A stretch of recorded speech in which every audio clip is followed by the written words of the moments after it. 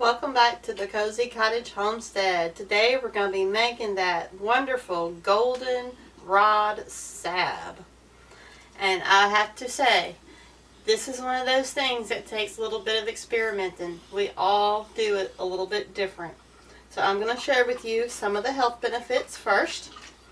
I had the 1 quart left over. Now I took out half of it. So I still have 1 pint. And I have about 2 cups in my container here. It's just a glass baking dish. I'm going to go ahead and tell you some of the health benefits first. Let's see if I have it wrote down. Oh my goodness. Must be in my other notebook. So anyway, the Goldenrod Salve is good for arthritis, aches and pains, muscle cramps. It also is good for like cuts and scrapes and any kind of skin rash or just an irritated spot. If you have one of those little spots, I used to call it a worry spot. My son used to have a little spot on his hand that always aggravated him. So if you rub some of that on there, it will help the itch to go away as well. But the main thing for the salve is it helps with muscles and aches and pains, and specifically leg cramps, and helps with arthritis, used topically. So this is something you're going to rub on your skin. So today we're going to start and make the Goldenrod Salve. It's a lengthy process, but for you, you'll see it kind of just run straight through. So the first step that we have to do is, of course, collect your goldenrods, identify them, make sure that they're goldenrods. And you always want to shake them off to get any bugs or dust or insect off of them, because they are very fine and it is harder to wash them. And if you save just the leaves, of course, they're easy to wash. So you want to give them a good shake and just kind of knock them around and maybe hit them on the side of a bucket to get any insects or dust off of them. And then you want to dehydrate your goldenrod flowers. Today we're going to be making the goldenrod salve with the flowers. There's just a couple of leaves mixed in. This is half of my quart that I had from the other video. It is a messy process.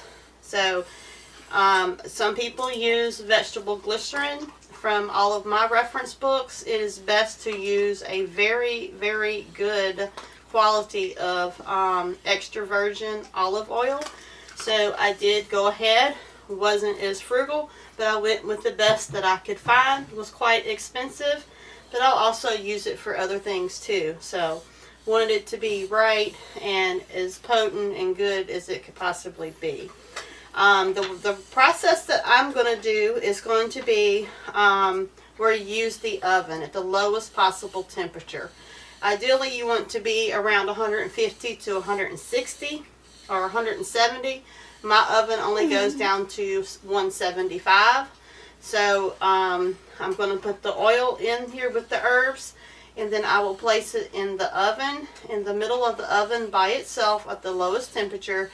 I'm going to let mine go for 45 minutes. I'm going to stop the oven, let it rest for 15 minutes, and then turn it back on. And I'm going to do that for 4 hours to let it steep and let the oil draw all the properties from the goldenrod.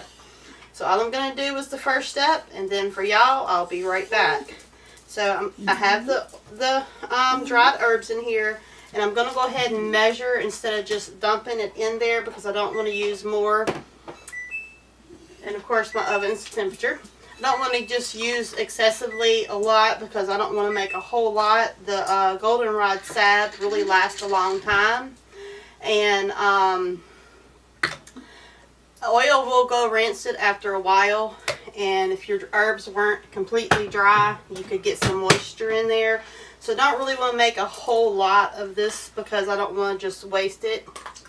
So I'm going to go ahead and measure out my 2 cups of oil to start with, and we'll mix it in and see what that looks like.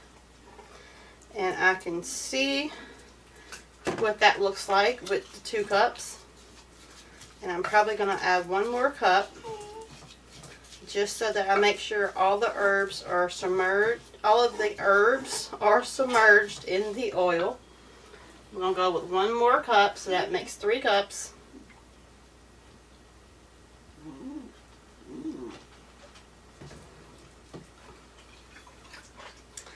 Some people do it for less time period. Some do it for 2 hours. Some do it for a lot less, a lot longer.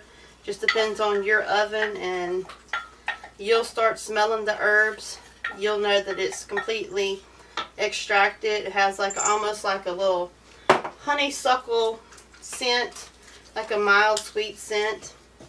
So you just want to make sure all of this is submerged into the olive oil.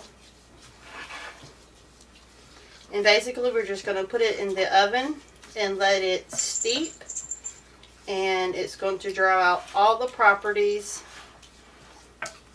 from the plant. And then once we get that done, I'll show you the next step. We're going to do the messy part, and the messy part is going to be to strain it to get all of the infused oil out of it. We'll go ahead and put this in the oven. It is ready. I'm going to set my timer for 45 minutes. So that's all there is to the first step, is to get your herbs. It's best to use dried herbs because it has no extra moisture in it. And when you put it in the oven at the lowest temperature, you want to leave it uncovered so that it does not condensate and build up moisture. So you don't want no lid on it. You want to just let it slowly heat up and just draw the properties out of it. Another method is to put the oil in the tincture in a jar and let it set like for maybe up to 2 weeks. It's not recommended that you let it set longer than that, and it's a longer process. So I went with the oven process because it is quite cold outside today in Louisiana, so it works out great. I can just let the oven run at a low temperature. It helps warm my house. I know, I'm so frugal, it's terrible. But that's why I waited to do it today when it was a cold day. So I'll be right back with y'all as soon as it comes out the oven, and let it cool off for a little bit, and then we'll go right on to the next step. Alright folks, I have got the goldenrod drained or strained from the extracting it from the properties from the plants. It stayed in the oven about 4 hours. Every 45 minutes I cut the oven off, gave it a stir, made sure it was all still submerged in the oil. I did that for the 4 hours, and then after that I let it steep for another 2 hours until it got warm enough to fool with it so I could put it through a strainer. And then I had a cheesecloth on top of the strainer so that it would get all the small properties, not the properties, but the plant matter, so that it wouldn't mix into the oil, and squeezed it out. It made a beautiful golden oil after it was infused for the 4 hours, and then the 2 hours just letting it steep in the oven. It was a little messy to drain it, not gonna lie, but it's gonna be worth it. Since I had so much plant, the goldenrod herb, I went with the 3 cups, but next time I'll do about 2.5 cups because I did get 2 cups and 2/3. And you kind of want to work in small batches because it does get messy. I'm going to go ahead and try to work with the 2 cups. Make sure you have all of your little tins, containers, also maybe a jar or 2 of the smaller jars so that you have a backup for the extra.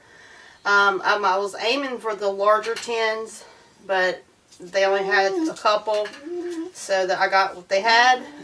And I want to go over real quick what some of the other health benefits was of the salve, because I didn't have those notes. Now I got them transferred into this notebook, so I want to touch on that because the rest of the video is going to go pretty fast. I'm going to move you over and let you see the wax melting, and it's going to be a pretty quick process after that.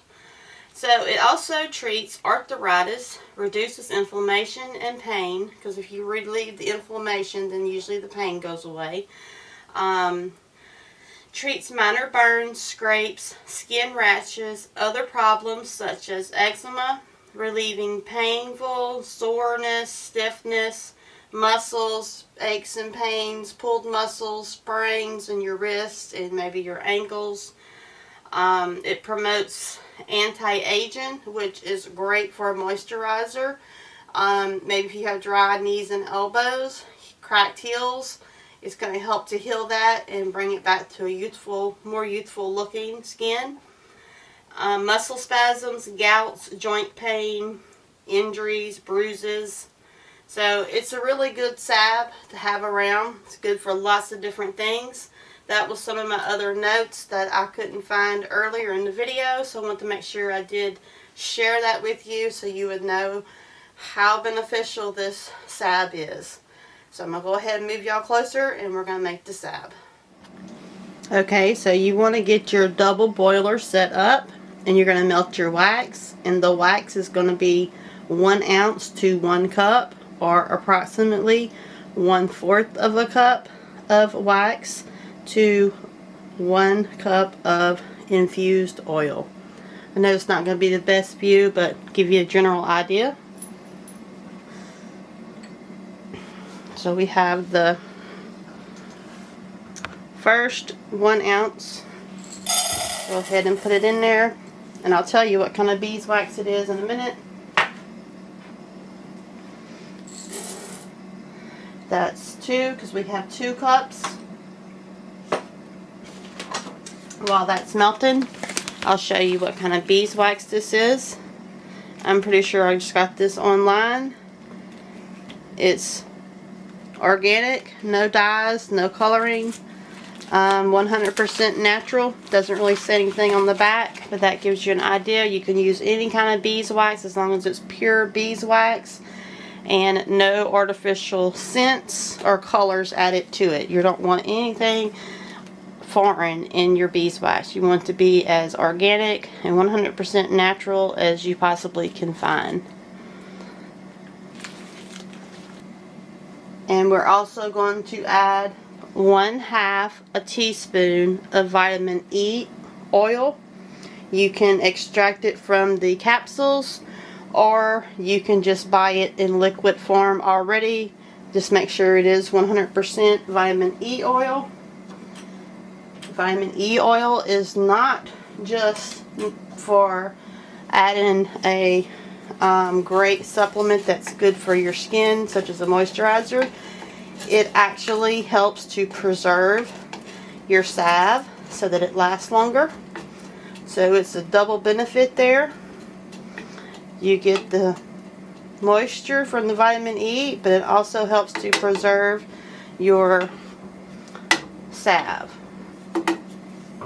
You can probably pick up double boilers at thrift stores, yard sales, stuff like that. People get stuff and then don't use it, and it's great to have extra equipment, like just for making tinctures and herbs and candles and salves. That way you're not using the same stuff you make your candy in. Now I'll go ahead and add the infused oil with the goldenrod, and I added 1 teaspoon of vitamin E oil.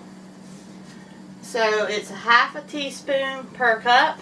I had 2 cups, so I went with the 1 teaspoon. You can put more or less. Everyone tends to do it a little bit different. And it is quite chilly still even inside today, so you have to work really fast on this part. Okay, it's all hot, but it's not going to stay hot for long. We're going to have to work really fast.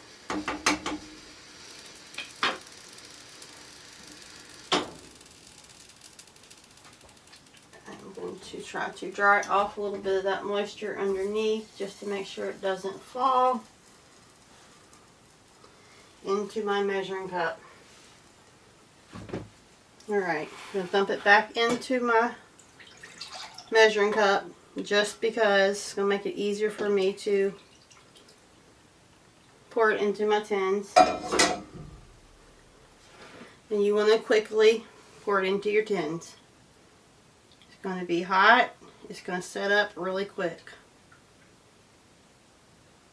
And it smells absolutely wonderful, which is another reason why I tend to use the leaves, not the leaves, to use the flowers for salves, because it has a more pleasant smell. Now if you were to use just the leaves, you would have a greener looking salve, but just depends on what you're going for. Some think the leaves are a little stronger than the flower, and this was almost perfect for what I needed it for what I had here. And then I will just let these sit uncovered overnight to become solid. And I of course have one more batch to do. So that's going to be all for this video. I hope this was pretty easy for y'all to understand, something that you might want to give a try. It's already starting to get hard in the measuring cup, and that's really it. It's a great salve to have around the homestead. Thanks for joining me today. Thanks for subscribing to my channel, and thanks to all of you just visiting. Go ahead and subscribe so you don't miss any of the new videos that are coming out. You just never know what you might see on my channel. So farewell, homestead family, friends, and neighbors from the Cozy Cottage Homestead.